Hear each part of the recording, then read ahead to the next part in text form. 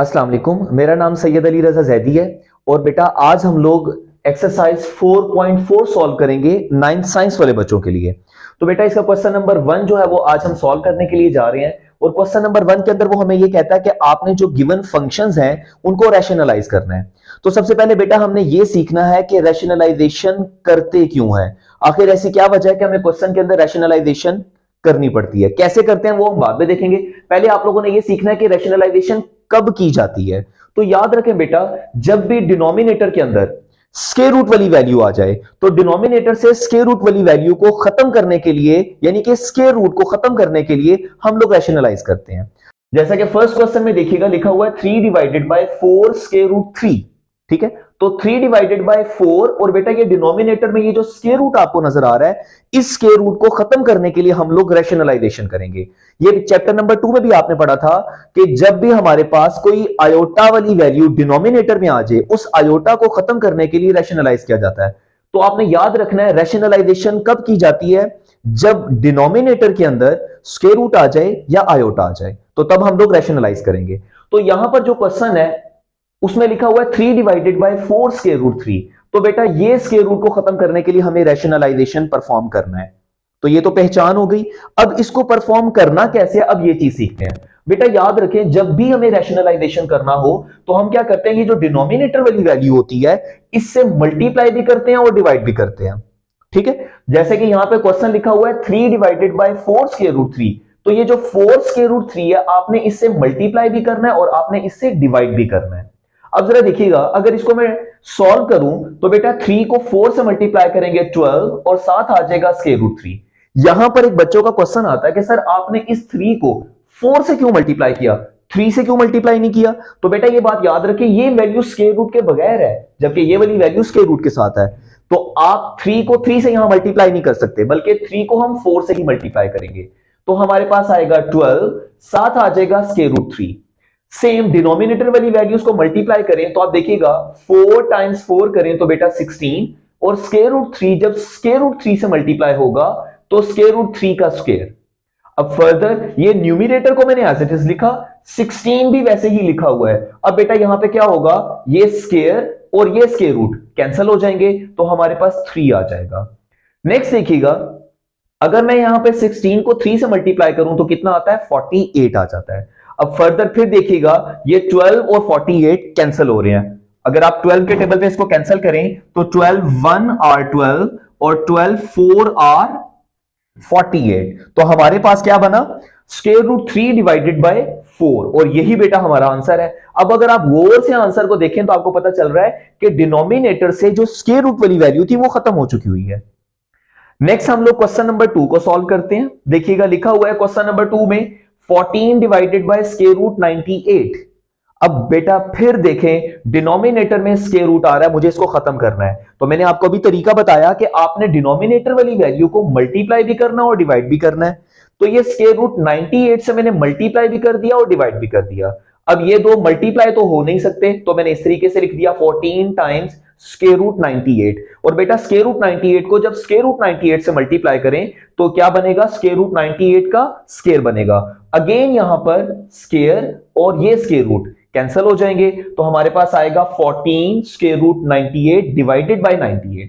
अब बेटा फर्दर देखिएगा, मैं इसको सॉल्व कर सकता हूं, फर्दर सिंप्लीफिकेशन की जा सकती है। कैसे, 14 1 आर 14 और यहां पर देखिएगा 14 7 आर 98। तो बेटा ये हमारे पास आंसर आ जाता है, इतना भी आंसर ठीक है। मैंने इसी वजह से इसको भी बॉक्स किया है ताकि अगर कोई बच्चा इतना भी कर लेता है तब भी ठीक है। लेकिन अगर हम लोग बुक को फॉलो करें तो उसने फर्दर भी सॉल्व किया हुआ है। देखिए हमारा मकसद ये था कि हम लोग इसको रैशनलाइज करें, मतलब हम डिनोमिनेटर से स्क्वायर रूट को खत्म कर दें। तो बेटा यहां खत्म हो चुका हुआ है, लेकिन अगर आप फर्दर भी सॉल्व करेंगे तो वो ज्यादा अच्छी चीज है, क्योंकि लास्ट तक सॉल्व हो सकता है। क्वेश्चन तब तक सॉल्व करना है जब तक हम कर सकते हैं। अब फर्दर हम क्या कर सकते हैं, ये जो स्क्वायर रूट 98 लिखा हुआ है बेटा, इसको मैंने यहां पे क्या किया, फैक्टराइज किया। अगर आप लोग इसको फैक्टराइज करें तो 2 4 आर 8, और बेटा यहां पर कितने कैरी होंगे, 1 कैरी होगा, 18 बनेगा, 2 9 आर 18। फिर 49 को हम लोग 7 पे करेंगे तो 7 7 आर 49 एंड अगेन 7 1 आर 7, यानी कि पेयर्स बन रहे हैं 2 टाइम्स 7 टाइम्स 7। तो बेटा मैंने सबसे पहले 2 को लिखा और 7 का मैंने स्क्वायर कर दिया। अब जरा नेक्स्ट देखिएगा, ये स्क्वायर और स्क्वायर रूट कैंसिल हो जाएंगे, ये स्क्वायर रूट 7 आ गया और ये जो स्क्वायर रूट 2 है ये अभी भी अपनी जगह पे है और डिनोमिनेटर में मेरे पास 7 आ गया, तो ये 7 और 7 कैंसिल हो जाएंगे, स्क्वायर रूट 2 मेरे पास आंसर आ जाएगा। तो बेस्ट वैसे यही है कि आप लोग यहीं तक सॉल्व करें, जितना क्वेश्चन को सॉल्व कर सकते हैं आपने उतना क्वेश्चन को सॉल्व करना है।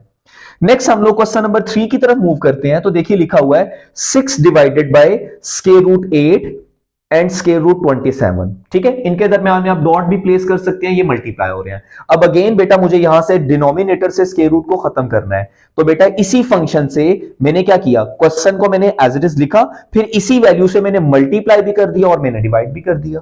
अब देखें ये 6 इनके साथ मल्टीप्लाई नहीं हो सकता, रीजन ये है कि ये स्क्वायर रूट में वैल्यूज लिखी हैं। तो बेटा 6 को मैंने एज इट इज लिखा, ये दो वैल्यूज भी बेटा मैंने साथ लिख दी। अब यहां पे देखिएगा स्क्वायर रूट 8 से मल्टीप्लाई होगा स्क्वायर रूट 8 का स्क्वायर और स्क्वायर रूट 27 से मल्टीप्लाई होगा तो स्क्वायर रूट 27 का स्क्वायर। नेक्स्ट जरा देखिएगा, ये स्क्वायर और स्क्वायर रूट कैंसिल, ये भी स्क्वायर और स्क्वायर रूट कैंसिल, तो ये हमारे पास आया 6। अब बेटा देखें ये स्क्वायर रूट 8 है, इसे मैं लिख सकता हूं 4 times 2 because 4 times 2 will be equals to 8। Next 27 को मैंने लिखा 9 टाइम्स 3। अगर आप गौर करें तो मैंने क्या किया, मुझे पता है मैंने 4 बनाया है और 4 का स्क्वायर रूट कितना होता है 2, तो 6 एज इट इज है, 4 का स्क्वायर रूट 2 आ जाएगा और ये वाला 2 बेटा अभी भी स्क्वायर रूट में है। सेम 9 मैंने क्यों लिखा था, इसी वजह से क्योंकि 9 का स्क्वायर रूट कितना होता है 3 और ये जो 3 है ये अभी भी स्क्वायर रूट में मौजूद है। अब फर्दर आप क्या करेंगे, ये जो डिवाइड वाली डिनोमिनेटर वाली वैल्यूज थी ये भी एज इट इज लिखी हुई है। अब नेक्स्ट बेटा देखिएगा, ये तीन वैल्यूज मल्टीप्लाई हो रही हैं 1 2 एंड 3। 6 टाइम्स 2 12 एंड 12 टाइम्स 3 36 और डिवाइड में बेटा हमारे पास आया 8 इंटू 27 और ये जो हमारे पास स्क्वायर रूट वाली वैल्यूज थी मैंने इनको भी मल्टीप्लाई किया, 2 को 3 से मल्टीप्लाई करेंगे तो 6 आ जाएगा। अब बेटा यहां से हम लोग कुछ चीजें कैंसिल हो रही हैं उनको कैंसिल करेंगे, मैंने स्टेप बाय स्टेप किया ताकि आप लोग कंफ्यूज ना हो, वैसे एक ही स्टेप में भी सॉल्व हो सकती हैं।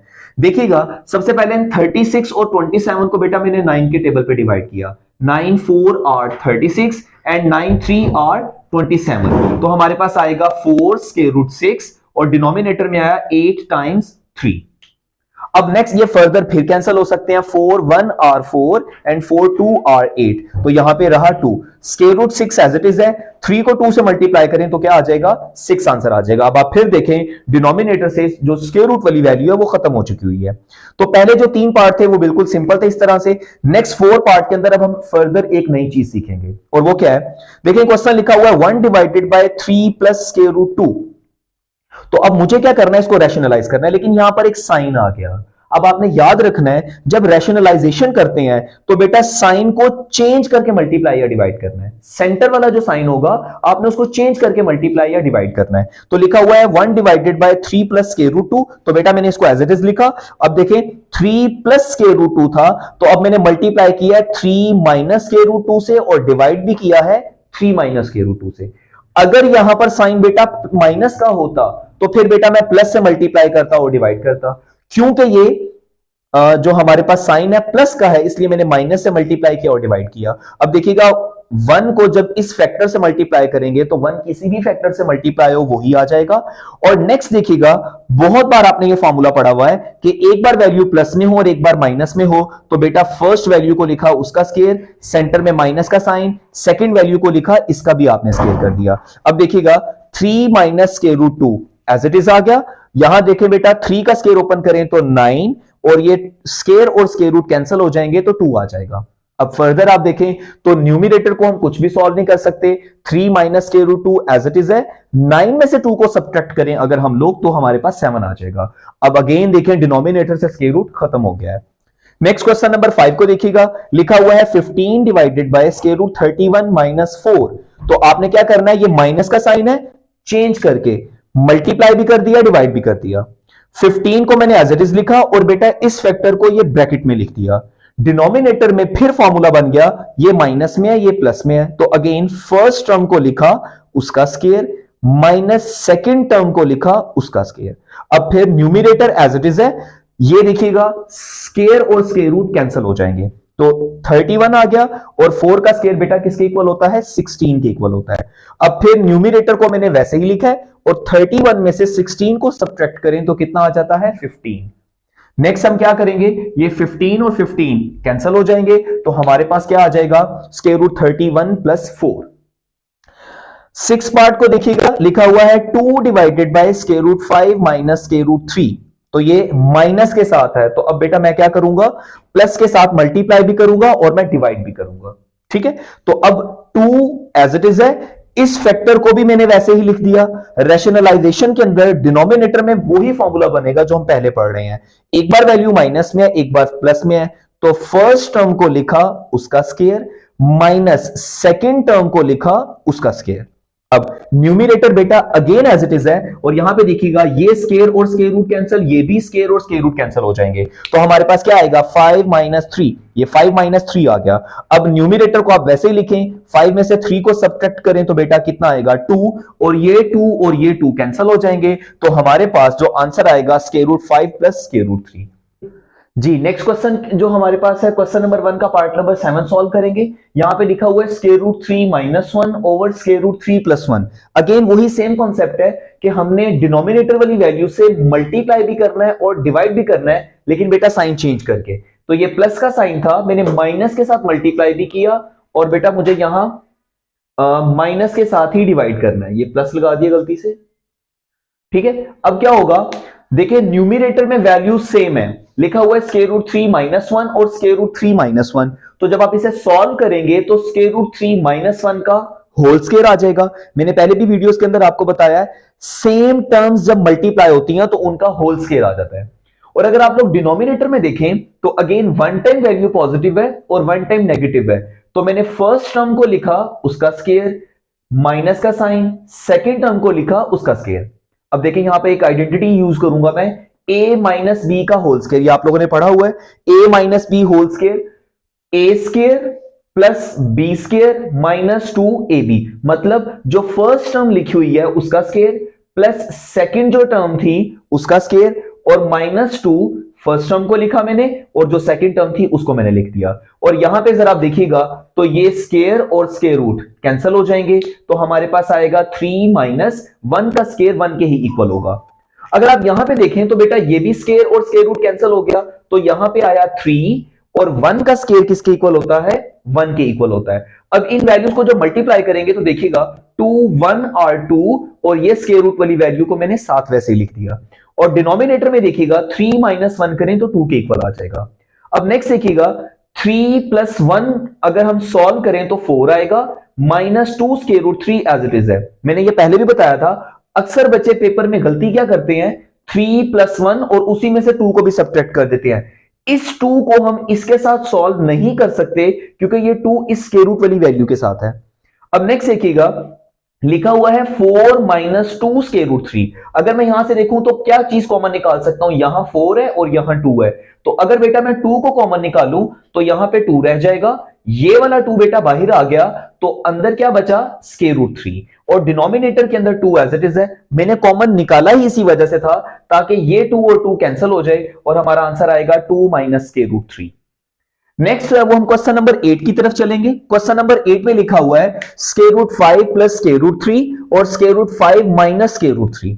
तो अगेन डिनोमिनेटर में नेगेटिव वाली वैल्यू है, हम इसको पॉजिटिव से मल्टीप्लाई भी करेंगे और डिवाइड भी करेंगे। तो आप देखें सेम टर्म्स जब मल्टीप्लाई हुई तो होल स्क्वायर आ गया।